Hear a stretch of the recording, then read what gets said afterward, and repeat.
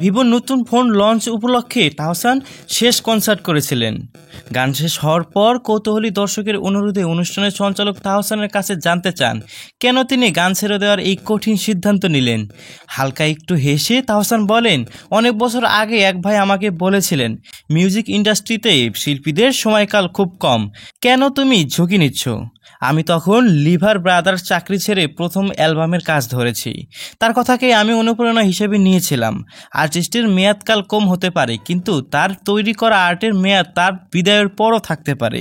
তাহসান আরও বলেন, আমার মনে হয়েছে আমি ততটুকু সময়ে কাজ করব যতক্ষণ মানুষের ভালোবাসার শিখরে থাকবে, মানুষের সেই ভালোবাসা পাবো।